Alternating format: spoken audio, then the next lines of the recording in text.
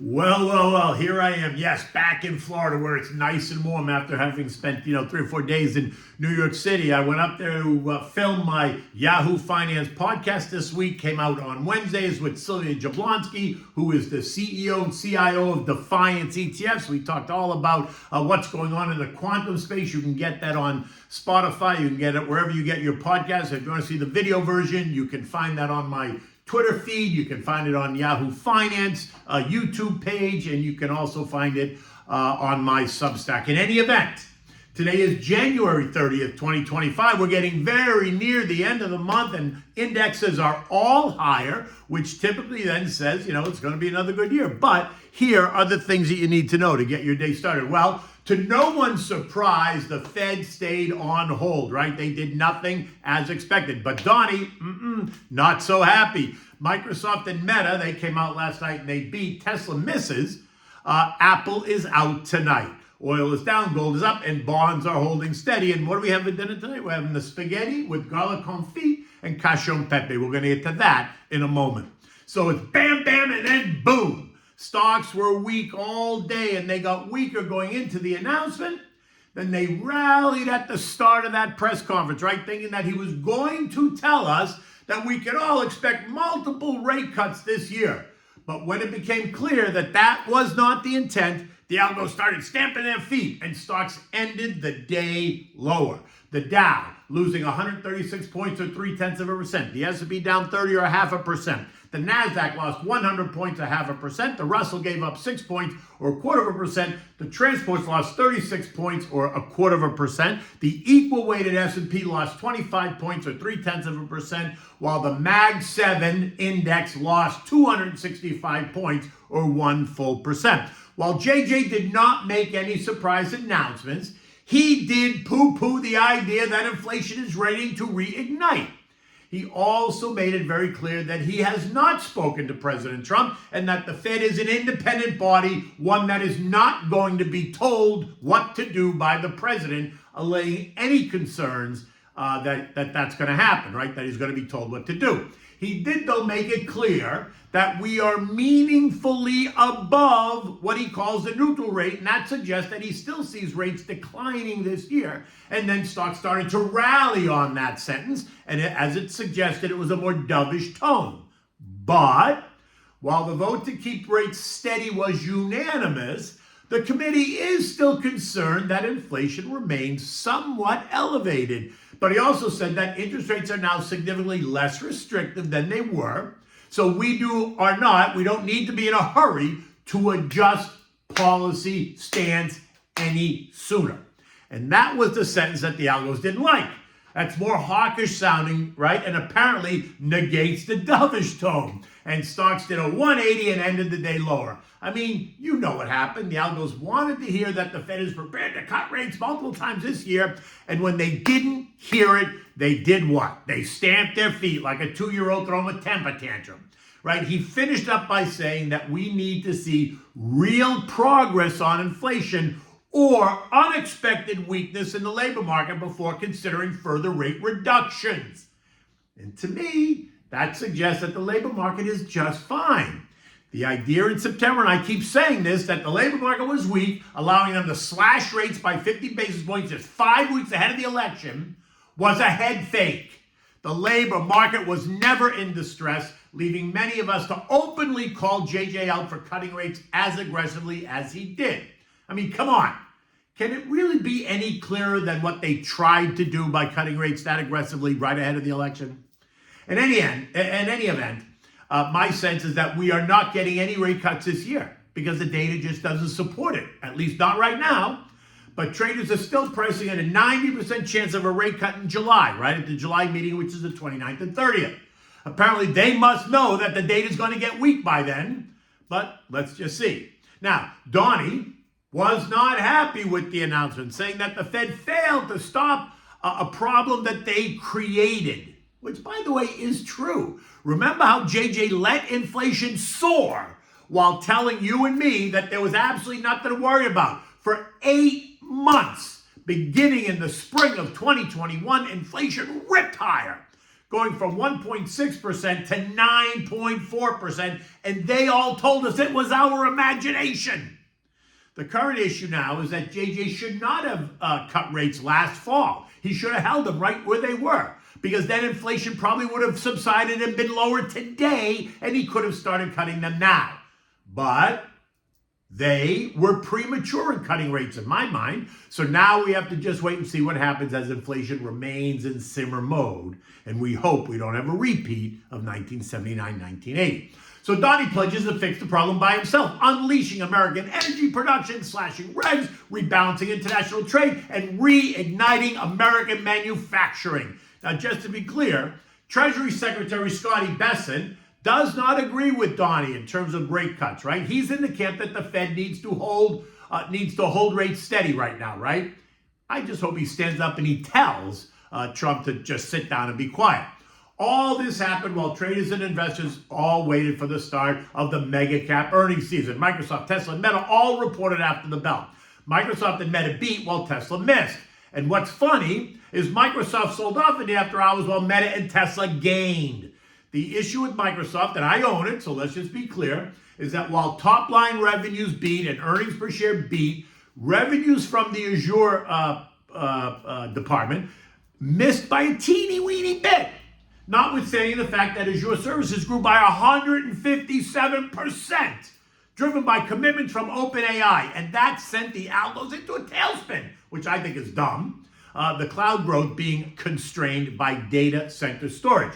CapEx spending on data centers coming in at $22.6 billion, with promises of spending $80 billion this year. All the more reason to look at other names in the space, like in the data storage space, like DLR and Prologis and EQIX, right? All data center REITs. Microsoft CEO Nadella also reiterating its multi-billion dollar investment in AI, regardless of China's claim of training a groundbreaking research model for just $8 billion. Ridiculous. Tesla missed, but they promised to make up with robo-taxis, while Meta rallies on Markey's bullish AI comments, predicting a really big year for AI. Markey also settled the lawsuit filed by Donnie over the suspension of his account after the January 6th event and agreed to pay Donnie $25 million. 22 of which is going to go towards the Trump Presidential Library and $3 million to the other 4 defendants in the suit. I don't own either of these names, so let's just move on. This morning in the pre-market, Microsoft is down 3%, Meta's up 1.5%, while Tesla's up 2.6%. EcoData yesterday was a bit cautious with weaker wholesale inventories, weaker retail inventories, and weaker mortgage apps. Today's EcoData includes fourth quarter GDP, expectations of plus 2.6%, which is down from 3.1%. Personal consumption of plus 3.2%, and pending home sales year over year up 4.2%, which is down from plus 5.6%.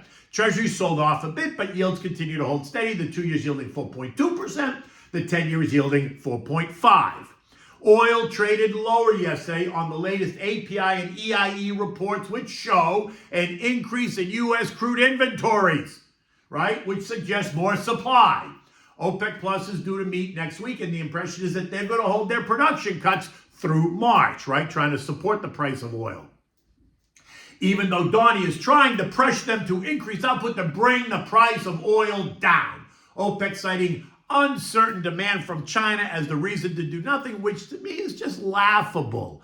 But I'm not driving that bus. Last week, we tested trendline support at 72.12, where it held.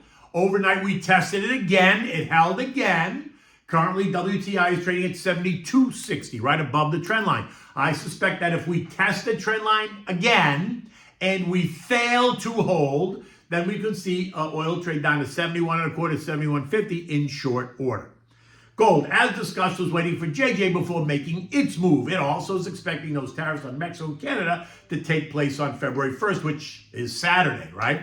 And so the move into gold took hold. Gold, which had been hugging the $2,800 line, backed off earlier in the week down to $2,770 as it waited. Yesterday, it rallied just a bit. This morning, it is all sinking in. Gold is up $24 at $2,816 an ounce. The chart now suggesting a move to the November highs of 28.45 is well within reach. Trendline support is way down at 27.10, so if the tone in gold changes, hold on to your hats. Now, this morning, U.S. futures are up. Dow futures up 130, S&P's up 25, NASDAQ up 140. The Russell is ahead by 25. The focus is on last night's earnings and today's earnings reports. We're going to get more than 30 before the bell, and already 15 of them have beaten and 3 have missed. But the biggie is going to be Apple, which comes out after the bell. Earnings per share expected to be $2.30. Apple is trading down 0.3 in the pre-market this morning. Let's see what they say about AI and how Apple is going to incorporate that into its future, right? In addition to iPhone sales and all the other stuff that we already know that iPhone sales are supposed to be weak because of China. Now, Apple had given back 16% off the December high, trading down to $219, which right to the long-term support, where it held. It has now rallied back 9% in the last week ahead of today's report, trading up and through intermediate-term resistance, and is now kissing short-term resistance at $239 a share.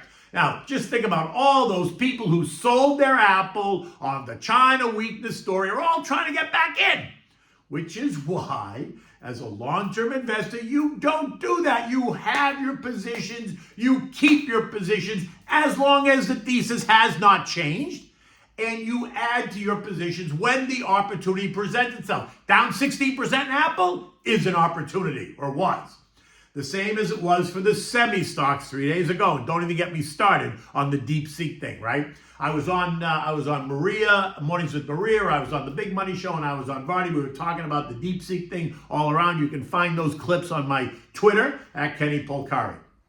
Anyway, European markets this morning are all higher. The ECB is expected to announce a 25 basis point rate cut, and they did, right? Taking their rates down to 2.75, making this the 5th time since June. Now this, as Eurozone inflation ticks up, while manufacturing and services sectors remain a bit subdued. France and Germany reported weak economic data in the fourth quarter, causing the Eurozone to stagnate. At 7:30, all market centers are up about 0.4 to 0.7%. The S&P closed last night at 6,039, down 30 points. My sense is that we're going to continue to churn, that there was some damage done to the markets on Monday, so they need to churn in line and repair the damage before really moving significantly higher. I am still in the camp that the market needs to consolidate, which means pull back a bit. So I'm remaining patient, making sure not to chase names that I think are expensive, which doesn't mean I'm not putting money to work. I am, but I'm putting it to work in sectors where I see opportunity and value. Think healthcare, financials, consumer staples, and the actual value trade, the SPYV. Now, diversification is key, especially as you get older. Younger investors can take on more risks. Yesterday, earnings are setting the tone for tech. Apple will further that tone. Sit back, you just have to let it happen. Long-term investors should take advantage of any weakness in those high-quality names if they come under pressure. Any questions, feel free to give me a call. You can look me up. You can go to the slatestone.com website, send me a message, put KP in the message box. I am happy to reach out to you and discuss your investments, your portfolio, your concerns, anything else you got. Okay. So now it's time for dinner. So this is just a twist on the cacio e pepe, the classic cacio e pepe. This dish is spaghetti. It's got a garlic confit with the cacio e pepe. So it is really, it's not that difficult to make, and it is so delicious, right? For this dish, I like to use the fresh made spaghetti. Now you can use boxed spaghetti if you want. I just like the fresh made spaghetti for this dish. But either way, it's fine. You need 10 or 12 cloves of garlic. You need fresh Romano cheese you're going to grate. You need a squirt of fresh lemon juice. And you need the black pepper. You want to begin by placing the garlic cloves in an oven-proof small pot. Cover them with olive oil and then put it in the oven and bake them until they're nice and soft and brown. You're going to put them at 375 degrees for about 30 to 40 minutes, right? Then take them out. They'll be nice and brown and soft, delicious. And you're going to bring a pot of salted water to a rolling boil after the garlic gets done, because now it's all going to come together. So bring a pot of salted water to a rolling boil on the back burner so it's ready. You're going to grate the Romano cheese and place it in a bowl. When the garlic is done, you're going to remove it, let it cool down a little bit. Then you're going to crush the garlic in a mortar and pestle, right? Add the cheese to the crushed garlic. It's going to form a paste. Then you're going to just put it back in a bowl. You're going to wait for a minute. in a large saute pan. Now you're going to toast the black peppercorns and then crush them in the mortar and pestle after you toast them, and then add the crushed peppercorns back to the saute pan. Now add the pasta to the pot. Then use a ladle of the pasta water and add the cheese and the garlic paste to moisten with a ladle of water also for the pepper, right? So you're putting a ladle in the cheese and a ladle in the pepper.